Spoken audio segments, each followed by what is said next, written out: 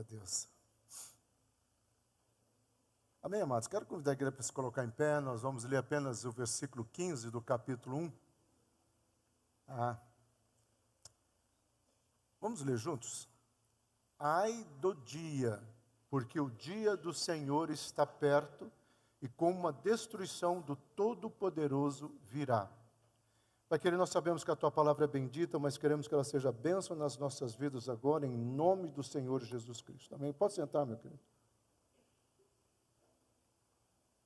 Hoje nós iniciamos o segundo profeta menor, Joel, né? Joel é uma incógnita. Em que sentido? Temos muito poucas informações, como é a maioria dos profetas, mas esse aqui é mais forte um pouco. O que se sabe é que a probabilidade é que ele era de uma família sacerdotal. Isso leva a nossa mente a começar a pensar algumas coisas. Primeiro, que ele morava em Jerusalém, ou seja, ele vivenciava o templo. Segundo, ele sabia o que estava acontecendo e a bronca de Deus com a displicência, com o relaxamento, vamos colocar assim, das coisas, prioridades relacionadas ao templo. E terceiro, ele sabia da ameaça dos assírios. Esse povo aí, que antigamente era a Babilônia, daqui a pouco eles vão surgir junto, né? Que hoje é o Irã. Abrindo um parênteses, gente, nem todo carioca é bandido. O pessoal fala que o Rio de Janeiro é de facções. Não, tem gente muito boa lá. E nem todo árabe é terrorista. Tem gente muito boa lá e de bom coração. Tá? Porque às vezes o meio evangélico tem uma noção de vamos só fazer oração contrária, mas nós precisamos orar porque no Irã tem muitos cristãos. Tem muitos cristãos. E todo esse ataque, seja de um lado de cá ou de lá, não estou falando quem está certo ou está errado, tem pessoas que estão morrendo, como em outros lugares. Bom, fecha parênteses. Então, voltando, toda essa realidade de Jerusalém, Joel conhecia. E qual que era a palavra de Joel? Deus começa a alertar, através de uma situação que aconteceu, que são as pragas dos gafanhotos, né? Nós não vamos falar aqui sobre os gafanhotos, mas são 4. É interessante estudarmos. O primeiro gafanhoto, só para você ter uma ideia, nós só citando, sem entrar na profundidade, ele tem um significado de atacar as emoções. É como se o primeiro ataque que o diabo tenta fazer contra a vida de uma pessoa é exatamente nas emoções. Porque você desestabilizando uma pessoa emocionalmente, você tem uma grande chance de deixá-la estacionada, estagnada, né, parada. Lembre-se, se água parada dá dengue, crente parado fica dengoso. Então, é uma questão para a gente pensar. O primeiro ataque é na alma. Tá? Nós não vamos falar sobre esses gafanhotos, mas é interessante também colocar que o último gafanhoto, ele é destruído pela fidelidade do povo em dízimos e ofertas. Sim, dízimos e ofertas entram nessa situação, como vai entrar no livro de Ageu. Se nós seguirmos a sequência, se Deus permitir, nós vamos estudar esse profeta. Bom, os profetas menores possuem uma mensagem para os nossos dias, sim. É muito interessante, principalmente nesse momento. Ontem eu estava pregando numa outra igreja e uma das questões que eu conversei muito nos bastidores é exatamente a probabilidade de Ezequiel 38 estar se formando. Porque uma das coisas que Ezequiel 38 fala é do ataque persa, que hoje é o Irã. Né? E eu falei de uma profecia de 1982 sobre essa situação de um rabino que teve uma visão. Então, se você pegar o livro de Ageu, Malaquias, Abacuque, você pode contemporaneizar, trazer para os nossos dias com toda certeza. Esses profetas, eles falaram o quê? Nesse período, da religiosidade. É o que nós temos mais visto. Esses profetas combateram a falta de prioridade, no sentido de priorizar a nossa relação com Deus. É o que tem acontecido. Não de uma forma religiosa e ativista, como muitas igrejas talvez fazem. Primeiro, Deus, você tem que sacrificar ao máximo. Não, mas no sentido, não vou dar efeitos especiais, né? No sentido de você entender que esses profetas estão dizendo o seguinte: olha, Israel, vocês conheceram a Deus, vocês tiveram uma experiência com Deus, vocês conhecem o amor de Deus, a graça de Deus, então o que está faltando? E a palavra-chave aqui que está faltando é uma palavra que eu sempre tenho pregado aqui, que é posicionamento. Posicionamento não é fácil, amado. Posicionamento requer uma atitude nobre da minha pessoa e da sua pessoa. Em que sentido? Que posicionamento requer decisão. E a decisão é nossa. Às vezes nós fantasiamos, e Israel fez muito disto. Fantasiamos, jogamos para Deus, Deus vai decidir. Não, Deus já decidiu. E no nosso caso, Deus já decidiu enviando seu Filho, que morreu por mim e por você. Talvez o que falta para nós é uma perspectiva de entender a profundidade do que é essa palavra que ele morreu em nosso lugar. E às vezes nós ficamos questionando se a Bíblia está certa, se a Bíblia ela não está certa. Eu fiquei lendo uma notícia há 3 semanas que me encheu de alegria. E a Veja dessa semana comentou sobre isso. Tá? Que é a questão dos estudos dos manuscritos do Mar Morto, com a nova tecnologia que tem hoje, porque todo mundo falava que esses escritos eram dos essênios do período de Jesus. Então toda aquela história do Messias, das profecias do Messias, principalmente relacionado ao livro de Isaías, foi escrito pós-Jesus. Então o cara viu e escreveu para fortalecer uma fantasia. E agora está sendo provado que isso foi escrito exatamente no ano provável que Isaías vivenciou e pregou. Talvez isso para você não é nada, mas para esses eruditos é fantástico, porque eles vão chegar naquele ponto e dizer, mas a Bíblia tem razão. Então quando você lê os profetas menores, não pense que é algo lá para trás. Começa a trazer para a nossa existência. Então, Joel significa o Senhor é o único Deus. É interessante que Deus trabalha muito com nomes. Né? Nós já fizemos vários estudos, né, no hebraico, o significado de muitos nomes. Aquele povo que edificou os muros, cada família, cada nome tinha um significado. Então, cada porta que eles pegaram tinha relação com o nome da família.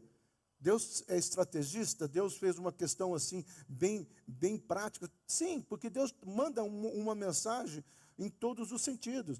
E quando você olha o nome de Joel, Joel carrega esse peso desse nome, o Senhor é o único Deus, no momento do politeísmo. Se lembra que nós falamos domingo passado? E o politeísmo, meu amado, é algo sério. Alguns domingos atrás eu preguei sobre idolatria. Nós citamos aqui. E o politeísmo nada mais é do que uma idolatria. Então não é apenas nos dias atuais contemporâneos você ter um outro Deus, um outro santo. Mas às vezes é o que ocupa o teu coração. Quais são as tuas prioridades?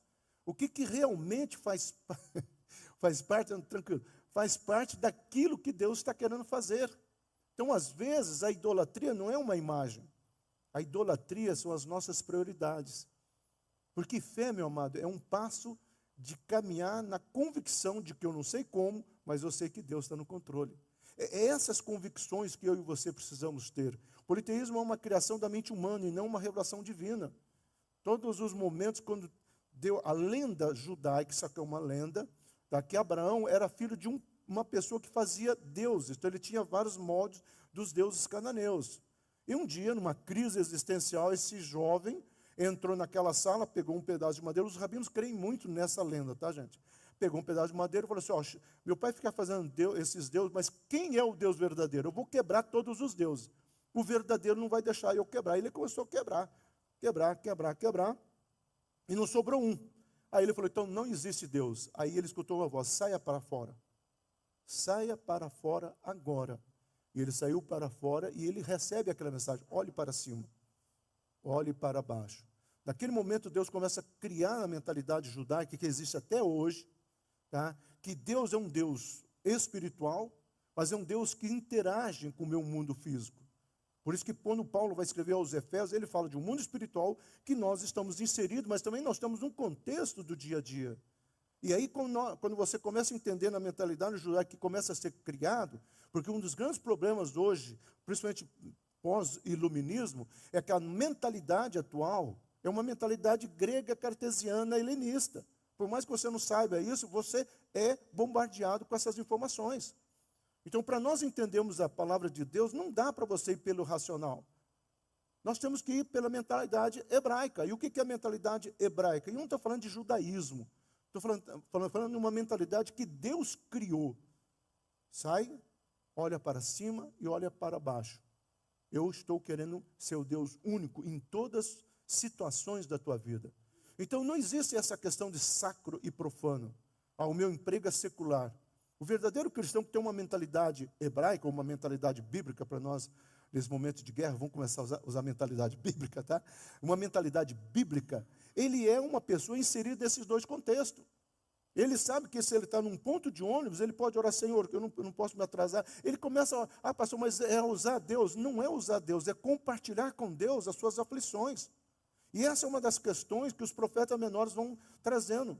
Por isso que a briga dos profetas menores parece, vocês estão com medo desse povo que está ameaçando vocês, vocês vão pedir ajuda para o Egito, que vocês vão escutar isso direto, porque nos profetas menores vai acontecendo. Vocês não estão olhando para tudo aquilo que nós já vivenciamos. Porque como povo no deserto, no primeiro momento que a água acaba, eles começam a reclamar e dizer aquela grande mentira, Moisés, porque você nos tirou do Egito para morrer nesse deserto. Como morrer no deserto? Ninguém tinha morrido ainda. Quando nós não olhamos na perspectiva de Deus, sem uma mentalidade bíblica, nós olhamos no racional, e às vezes olhar no racional, o nosso casamento, a nossa vida financeira, a nossa vida existencial, talvez olhar no racional é um caos. Mas quando você olha pela perspectiva de Deus, sim, Deus é o coach motivacional que vai dizer, Silas, eu posso, eu quero te mover, eu estendo as mãos e eu vou te levar a um triunfalismo real, não um fanismo besta quadrado do que o mundo está colocando.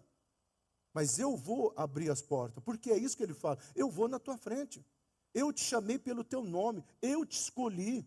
Olha quantos versículos que falam de um Deus que se faz presente existencialmente na minha vida e na sua vida. Então, a mensagem dos profetas era exatamente isso. Olha, existe só um Deus. E esse Deus não reparte a sua glória. E esse Deus nos ama. Esse Deus já mostrou na história o quanto que Ele nos ama. Nós precisamos aprender a se posicionar. Então, Joel demonstra também um profundo conhecimento da vida religiosa do seu povo. Sim, porque ele vai dizer a questão do templo.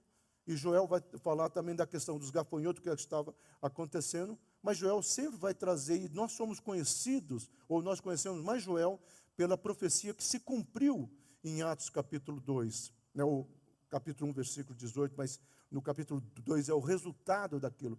Porque o resultado da descida do Espírito Santo não foi o povo não ficou lá, está no rio para trás, rio para lá para frente, vão subir no monte. Não. O resultado da descida do Espírito Santo fez com que aquele povo fosse para a sociedade e fosse sal e luz para aquela sociedade. Ao ser sal, ela produziu sede na sociedade. E Jesus fala que ele é água da vida.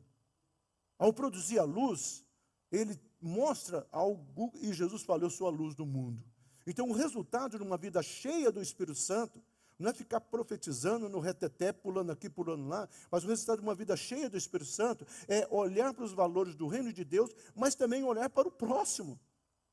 Sim, amado, a igreja tem esquecido de olhar para o próximo. Nós estamos construindo nossos templos, nós estamos construindo as nossas megas igrejas, nós estamos investindo, mas nós temos pessoas do nosso lado que talvez vai precisar de um assistencialista, talvez sim, talvez não. Mas, acima de tudo, talvez precisa da nossa bênção profética. E o que é uma bênção profética? É você dizer, eu te abençoo em nome de Jesus. Se ele vai aceitar isso, não vai aceitar, isso é problema dele. Então, nós precisamos entender que quando Joel começa a ver aquilo que está acontecendo, ele fala, caramba, nós temos o templo, porque o templo ainda não tinha sido destruído. E o templo vai ser totalmente aniquilado no reinado de Tito, na época de Jesus, pós-Jesus. Mas até então aqui não tinha acontecido. Tinha tido um ataque que Zorobabel vai tentar edificar, e nós vamos encontrar isso também em Zacarias, tá? Mas o templo ainda estava lá, ou seja, Deus só chacoalhou uma base, mas a estrutura de culto estava lá. E o povo não estava fazendo culto.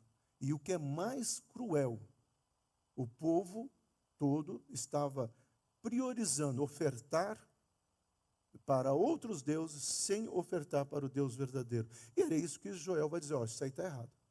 Tá? Então, o Joel que nós conhecemos só da descida do Espírito Santo, os jovens terão visões, os velhos, é fantástico, mas não é só isso.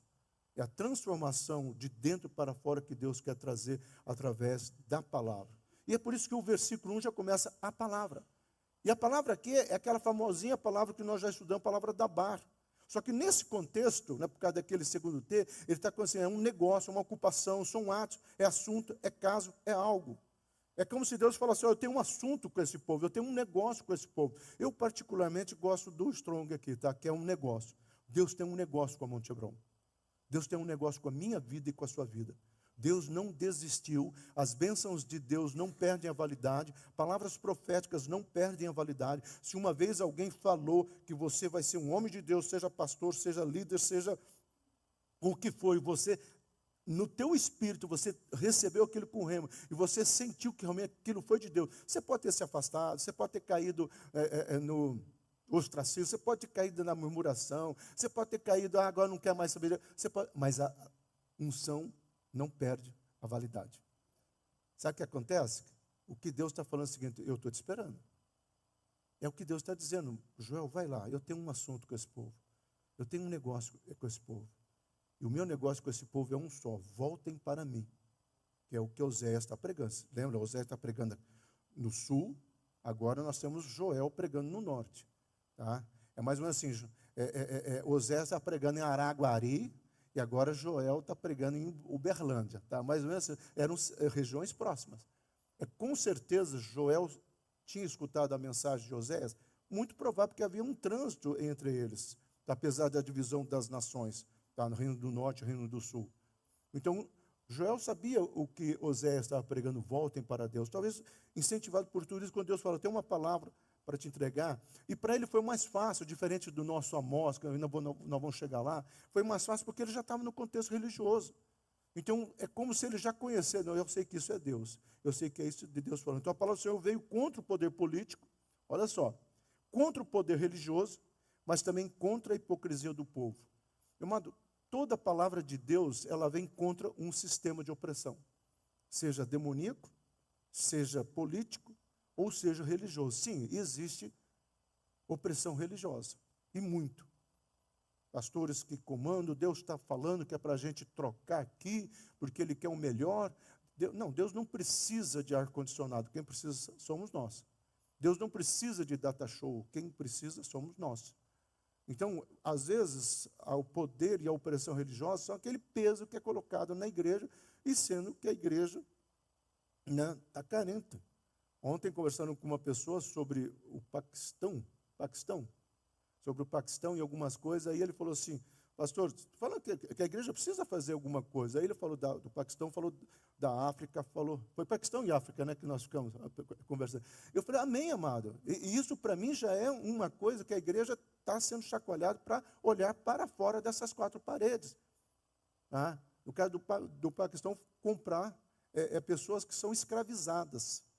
É como aquele som da liberdade, aquele cidadão fazia, que era comprar crianças que eram sequestradas, né, para prostituição. Então, isso é igreja, pastor? Eu pensei que igreja só está reunida no domingo. Não, isso é igreja. Isso é igreja. Uma das experiências mais bonitas dessa casa, e quem é antigo sabe disso, é quando nós recebemos uma oferta boa, e tinha uma pessoa assim que estava sendo despejado, não tinha onde morar, e nós compramos uma casa para ele. E depois nós investimos em várias igrejas, depois nós investimos na Colômbia. A FARC estava abandonando as crianças, né? E o governo não estava cuidando. Essa igreja que investiu tanto ao ponto de mandar uma pessoa daqui para ir trabalhar com essas crianças refugiadas. E hoje ela é uma palestrante, olha só. Ela usou toda aquela experiência dela de sobrevivência lá, e hoje é uma palestrante e ganha com isso. Olha que coisa tremenda. Tá? Mas na época, algumas pessoas, pastor, mas esse dinheiro a gente podia fazer isso, podia fazer aquilo. Eu falei: podia, mas e o reino? E o reino? Às vezes, meu amado, nós precisamos entender que a hipocrisia do povo estava aqui. O povo estava tendo muito, muito, muito. Tanto é que a Ageu fala: vocês estão tendo muito, mas o muito de vocês é que nem um saco furado. Vocês não estão aprendendo a sobreviver. Então, Joel exerceu seu ministério em Jerusalém e pregou diante do templo, essa informação que eu já comentei, e a mensagem dele vai transitar nessa questão. Então, ele aproveita a situação do momento e usa como estampa para a sua mensagem, que foi a grande praga dos cachorros. Sim, essas pragas aconteceram. Tá? E aí nós podemos ficar questionando, mas o que é real, que nós podemos analisar, é que Deus usa esse momento, como Deus despertou os Estados Unidos quando caiu as duas torres. Não sei se você sabe, um avivamento começou nos Estados Unidos após essa situação. Então Deus pode usar situações, talvez Deus está despertando o Brasil, e o Brasil até agora não acordou, para algumas situações que nós estamos vivenciando. O problema do brasileiro, às vezes, é aquela coisa do colonialismo que ainda não saiu, está intrínseco em nós. alguém vai fazer alguma coisa. Alguém, não estou dizendo para a gente ir para as ruas, quebrar ou deixar de quebrar. Tá? Não, o que eu estou falando, gente, é assim que às vezes falta até um posicionamento. Talvez levantar um clamor. Talvez dizer, Senhor, o que nós podemos fazer nessa questão? Tá? Coisas práticas. O grupo de oração funciona aqui às 7 horas da manhã. Ah, pastor, eu entro às 8. Tem pessoas que também entram às 19h30, né? Ele vem aqui, ora um pouquinho e depois vai trabalhar. Ah, mas isso é muito pouco. Meu amado, a soma das as nossas orações nunca é pouco. Como é que você acha que foi a oração de Jonas dentro daquele animal? Deus de Abraão, de Isaac, de Jacó, Deus que tirou do mar, Deus que abriu o mar. Blá, blá. Não, eu acho que ele só falou, tenha misericórdia de mim como o preso na cruz, tenha misericórdia de mim. Não houve uma confissão de pecado, quebra de maldições. Às vezes, meu amado, nós precisamos entender que a mensagem do Senhor, às vezes está dentro do nosso contexto, às vezes uma situação que eu e você estamos passando. E aqui vem uma coisa muito cruel antes de passar para o próximo slide. É que sim, Deus permite situações na minha vida e na sua vida.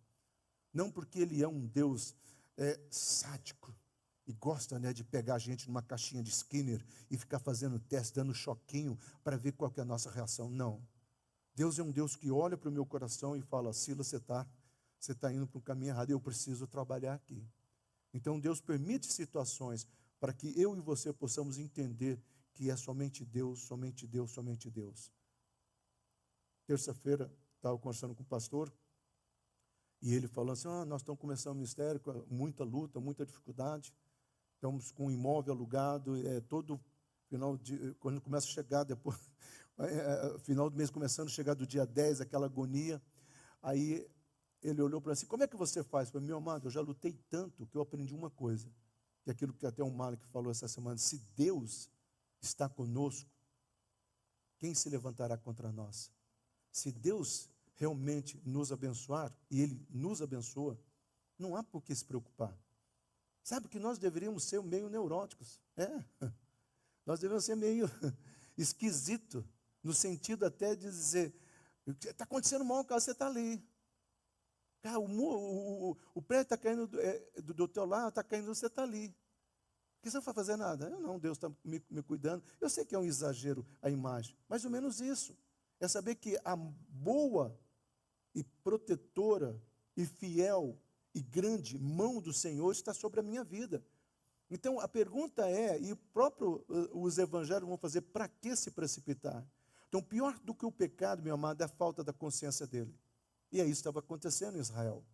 Israel estava, não, mas Deus não está preocupado com isso, Deus não está preocupado com aquilo, Deus não está preocupado, no caso daqui a pouquinho, dos gafanhotos, Deus não está preocupado com a colheita. Ué, sabe qual foi o problema dos gafanhotos?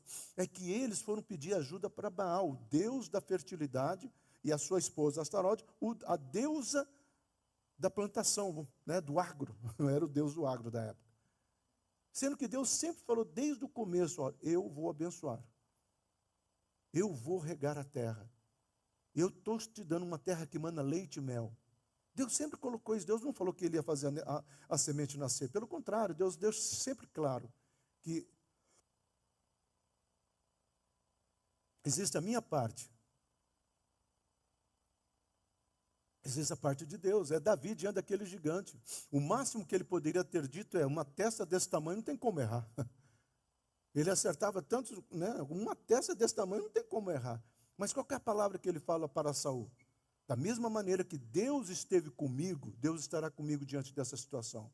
A fé de Davi era todas as situações que eu passei me serviram por uma lição. Então, naquele momento de plantio, eles deviam dizer, Senhor, está vindo uma praga lá do outro lado, esses gafanhotos talvez vão chegar aqui, mas eu quero dizer que nós confiamos em Ti. Era isso que Deus esperava.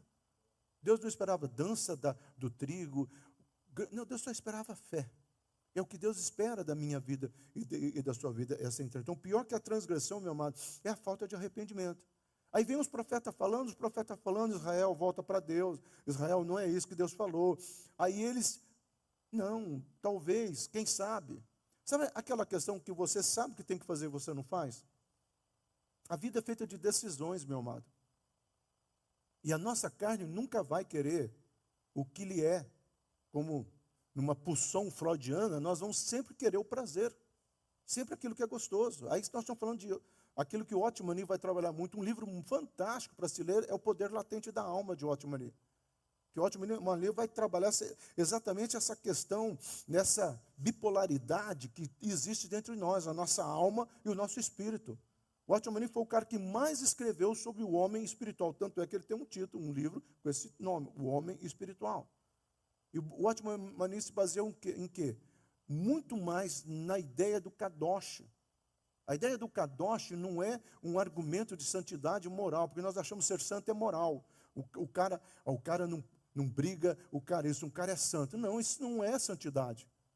Ser de santo porque eu sou santo é o DNA de Deus. E santidade está muito mais numa questão relacional do que uma questão religiosa de mantra, de dogmas, como a igreja ao longo dos anos colocou.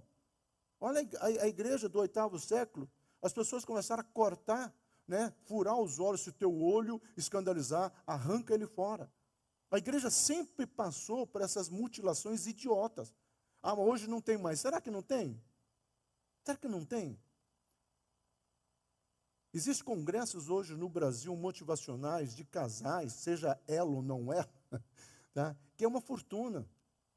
Existe um investimento que pessoas fazem, e aí sai de lá com um mantra existencial, que agora vai. As minhas emoções foram curadas. É o que eu falei aqui, sobe a montanha, desce a montanha.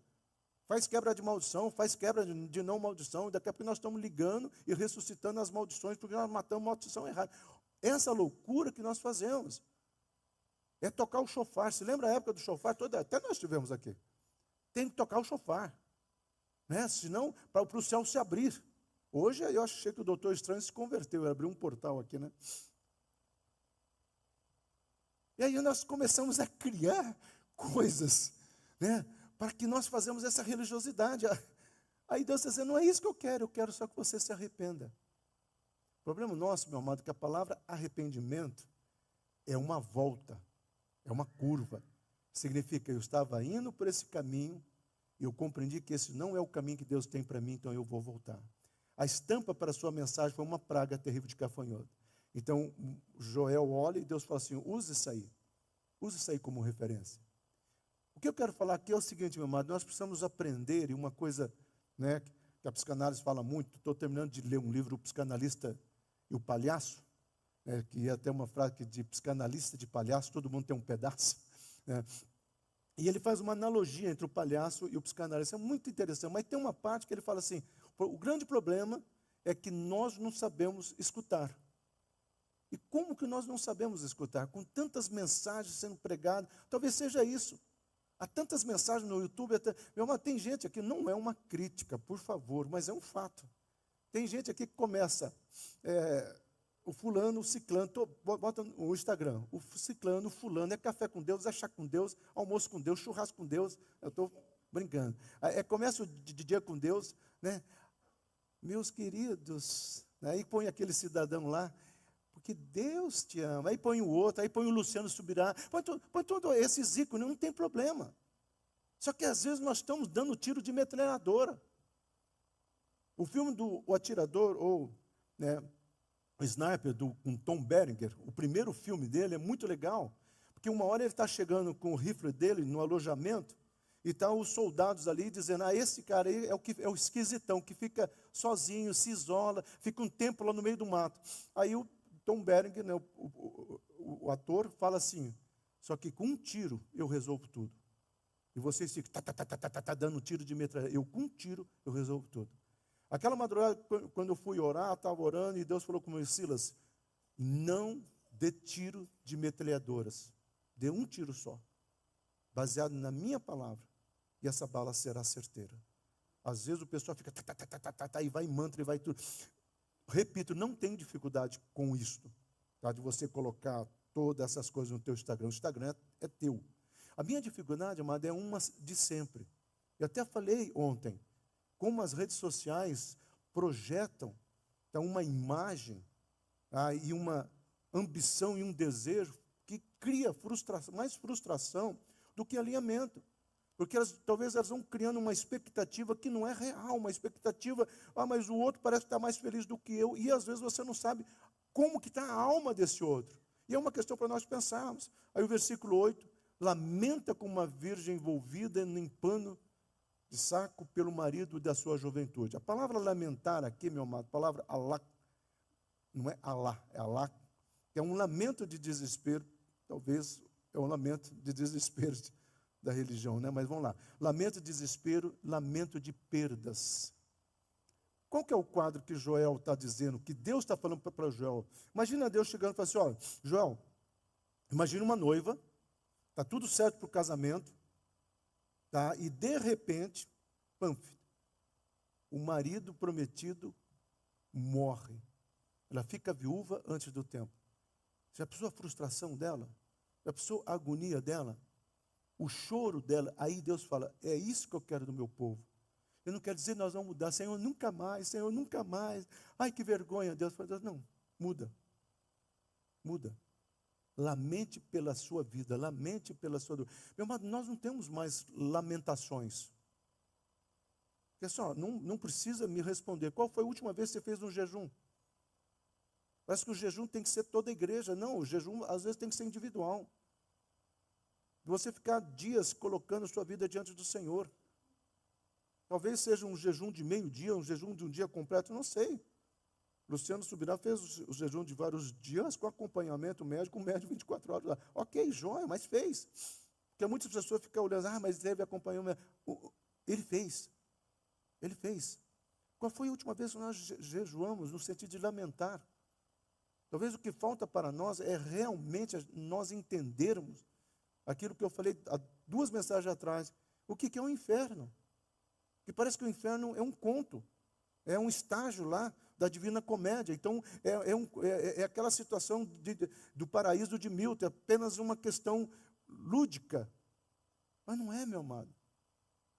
Eu já tive o desprazer de ver uma pessoa lá em Curitiba, que na hora da morte, a família me chamou, ele começou a me xingar, não quero você aqui, eu não quero, porque...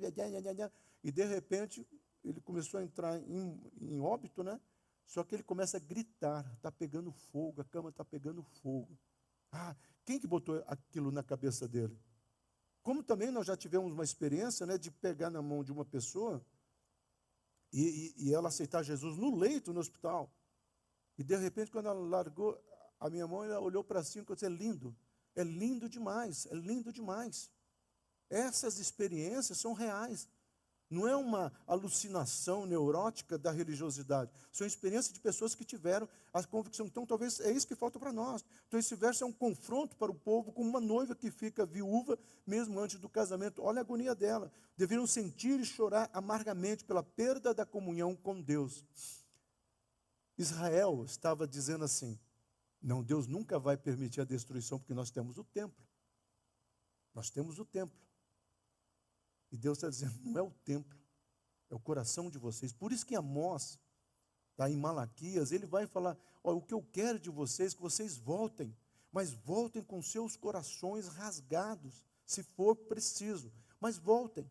O que Deus está dizendo é o seguinte, chega uma hora que eu e você precisamos olhar e dizer, caramba, e aqui vem um grande mal que nós temos. E Richard Foster é um autor muito bom, e ele escreveu sobre isso, Celebração da Disciplina, onde ele fala o seguinte, a nossa sociedade contemporânea não sabe o que é meditar. Aí quando você fala a palavra meditar, as pessoas acham que é uma coisa zen, tem que pegar, porque nós não entramos debaixo de pirâmide, então nós pegamos a Bíblia, né, como pirâmide, colocamos ela aberta assim, e nós ficamos mistificando o que é meditar. Meditar, às vezes, é você se calar. É sentar e dizer, Senhor, fala comigo, mas deixa ele falar. E às vezes não é que ele vai falar porque ele tem que falar. Às vezes é se aquietar.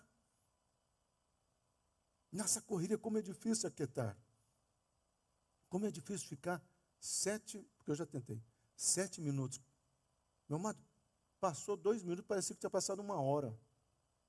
Como é difícil simplesmente sentar aqui, no meu caso, sentar aqui e ficar quieto. Quieto. Nem orar, nem adorar, ficar quieto. Deixar Deus falar. Como no final de alguns minutos, de repente você está chorando, não sabe por que está chorando. De repente você está tendo lembranças e não sabe por quem ou por que elas estão voltando. Mas de repente você começa a sentir um refrigério. Me lembro de um dia que eu sentei aqui, que eu falei, Deus, agora eu sei o que Davi quis dizer, refrigera a minha alma.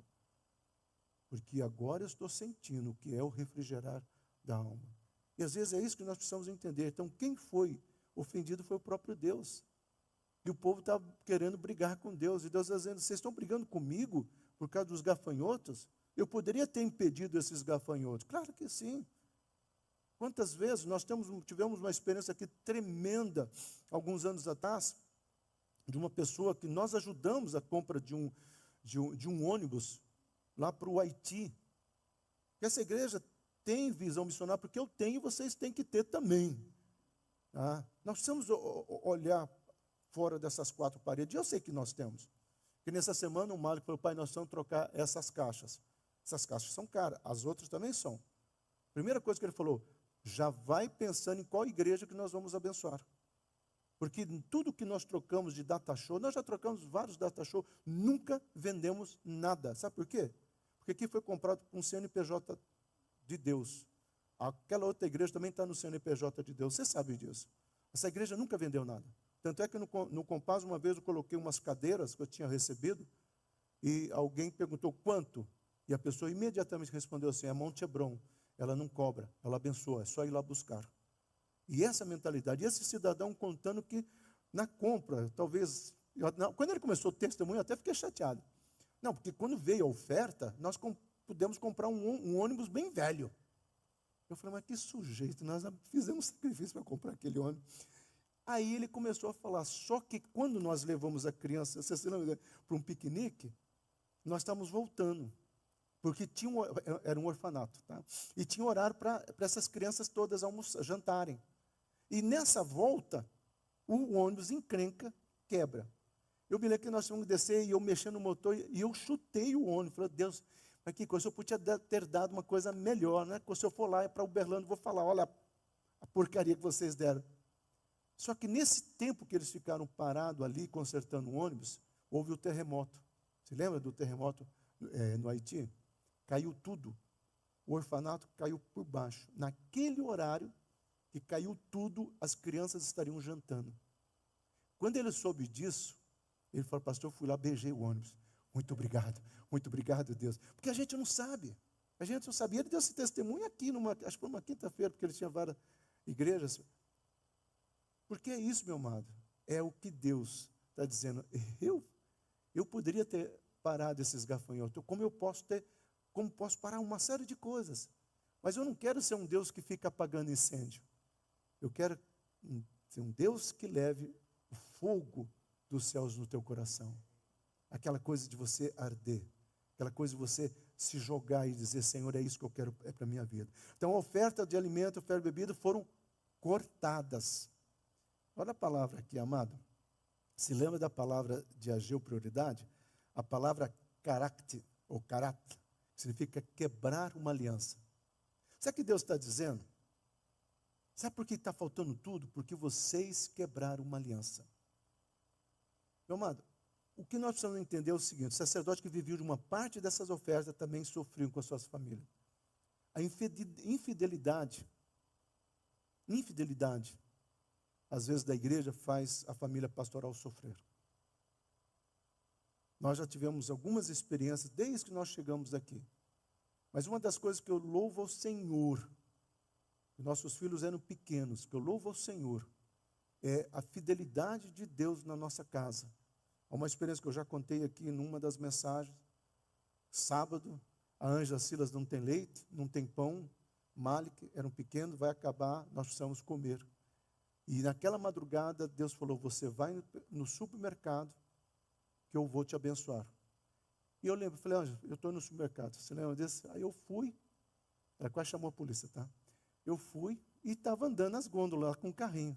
De repente, uma pessoa, pastor Silas, o senhor aqui, nossa, pastor, o senhor não tem ideia, eu quero te abençoar. Engraçado que eu estava isso no meu coração.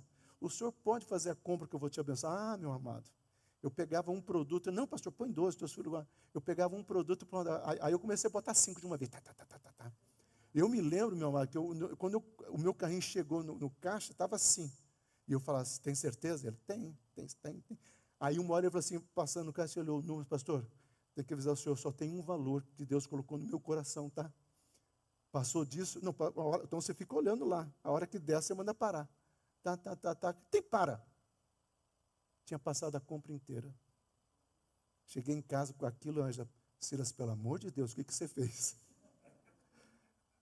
Mas a coisa mais gostosa é isso, meu amado, quando Deus supre, quando Deus traz, quando Deus constrói, quando Deus abre portas, quando Deus faz as coisas acontecerem de uma forma tremenda. Cadija, meu amado, tem testemunhos dessa fidelidade de Deus, um mar que tem colhido.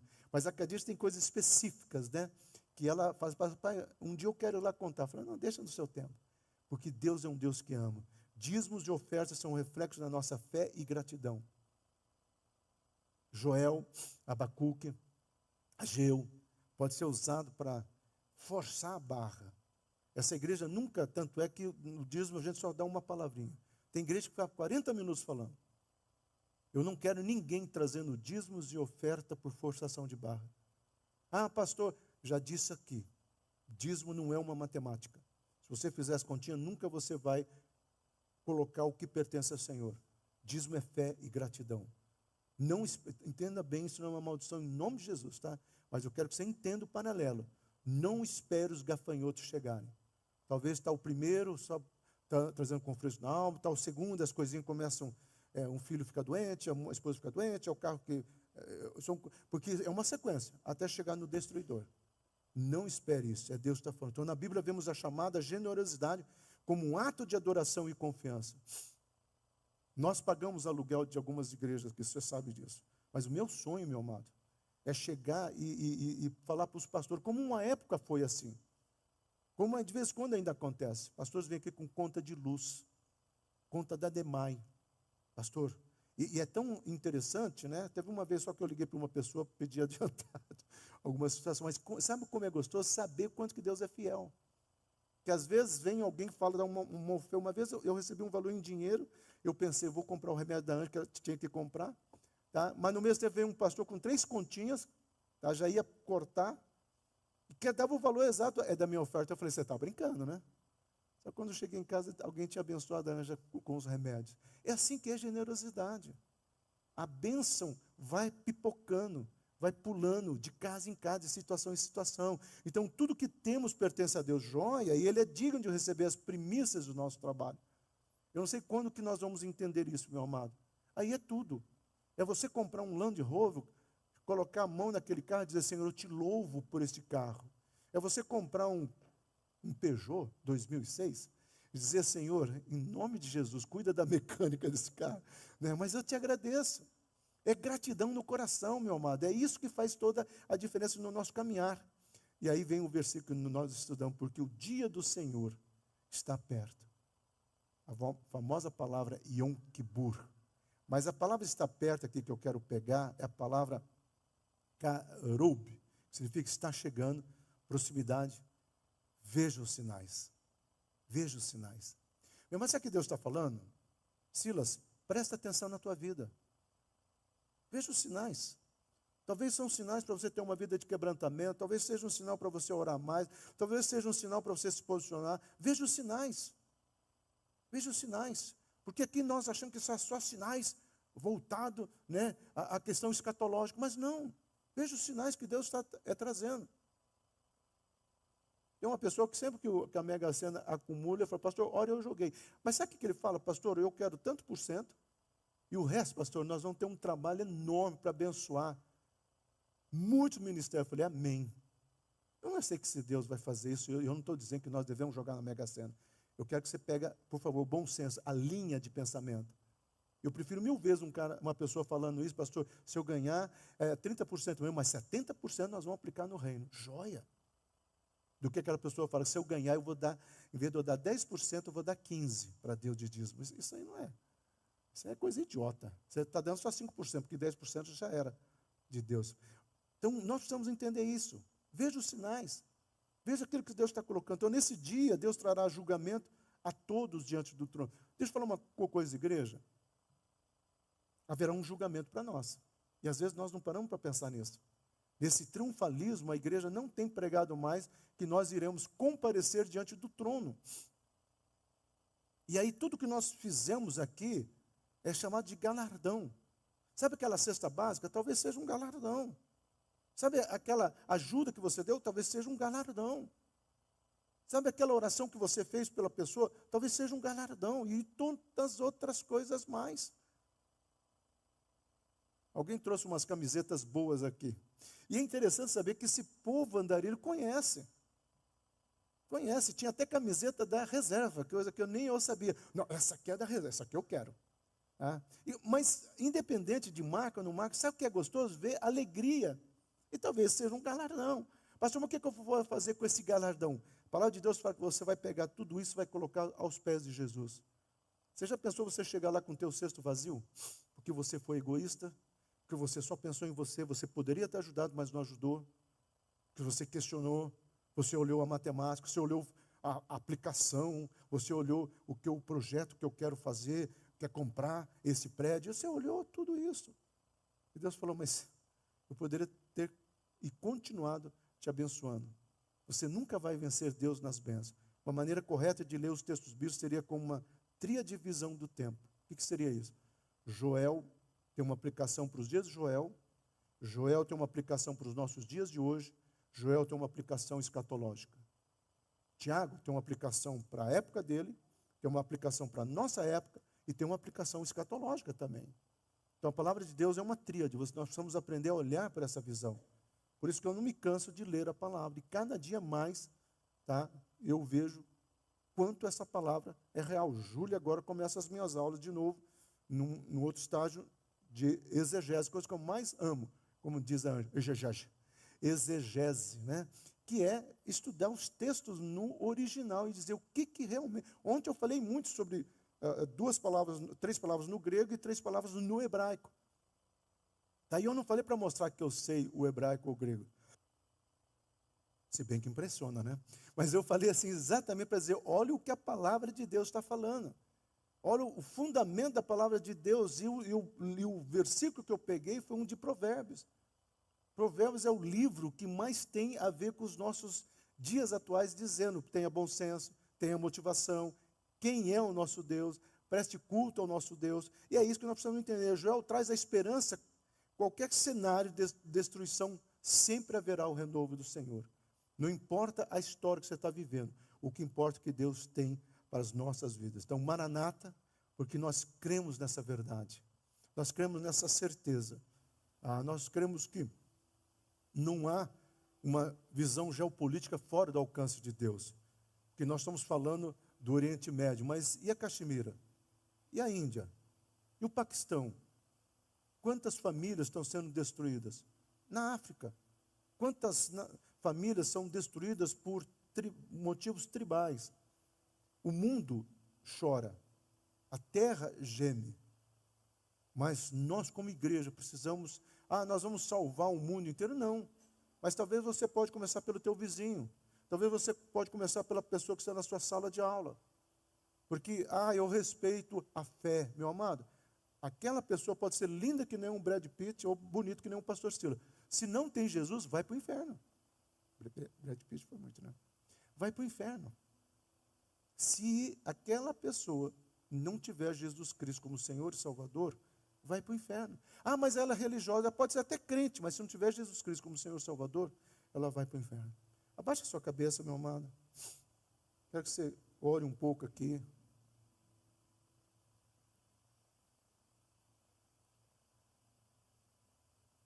Eu quero falar algumas coisas sobre considerações. Pode deixar essa imagem, tá? Pode deixar, tá bom? Algumas considerações que eu quero que vocês reflitam como igreja agora. Vou ser bem rápido aqui, tá? Primeira questão, meu amado.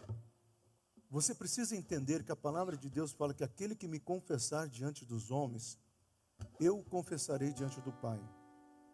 Eu creio tanto nesse versículo, mas tanto nesse versículo, que quando uma pessoa fala, pastor, eu estava em casa e eu aceitei a Jesus como meu Senhor e Salvador, eu falo, então agora, no culto de domingo, diante da igreja, você vem lá e confirma isso. Porque eu entendo que não é você frequentar a igreja que vai te salvar. Mas é quando você, num apelo, você fala, eu entrego a minha vida a Jesus. Eu recebo Jesus como meu Senhor e Salvador. Esse é o primeiro adentro. O segundo adentro é o seguinte: o batismo é uma ordenança do Senhor. Sabe por que nós não batizamos crianças? Nós já falamos aqui. Porque eu entendo aquilo que a palavra de Deus fala. Que a pessoa, quando for ser batizada, ele tem que confessar com os lábios. Por isso que quando nós batizamos, nós perguntamos: você confessa que Jesus Cristo é teu Senhor e Salvador? A pessoa fala sim. E eu falo: então, mediante a tua pública confissão de fé, eu te batizo no nome do Pai, do Filho e do Espírito Santo. E mergulha a pessoa. Ah, pastor, mas já fui batizado. Meu amado, tem pessoas aqui que foram batizadas até em igrejas evangélicas, num acampamento. E talvez eu fale: pastor, eu gostaria de me batizar de novo. Não tem problema nenhum. Não pode ficar repetindo todo batismo, né? Tem pessoas que entendeu que foi batizado por aspersão, seja na igreja católica ou seja na igreja presbiteriana, e ela entendeu assim: nossa, eu queria mais, eu queria uma entrega. Não tem problema, você pode ser batizada de novo. Então, mediante essas duas perguntas, eu repito: você já entregou sua vida a Jesus como Senhor e Salvador? Você já analisou a possibilidade do seu batismo? Eu só vou fazer apelo pela primeira, tá? E eu quero que toda igreja esteja orando. Se você nunca entregou sua vida a Jesus, por mais que você esteja frequentando aqui, você até faz parte daqui, mas eu nunca entreguei minha vida a Jesus. Eu te desafio a você fazer isso hoje. E eu não vou nem pedir para você levantar sua mão, vou pedir para você vir aqui na frente. Ah, pastor, eu tenho vergonha. Meu amado, vergonha quem deveria ter tido é Jesus, que ficou quase que nu diante de uma multidão escarnecendo. Mas talvez naquele momento de machucado, de ferida, ele olha para uma dimensão do tempo e ele viu a mim e talvez viu a você. E talvez naquele momento ele olhe para o Pai: vou até o fim, que vai valer a pena. Então, se alguém hoje quer entregar a sua vida a Jesus, vem até a frente, eu quero receber você aqui.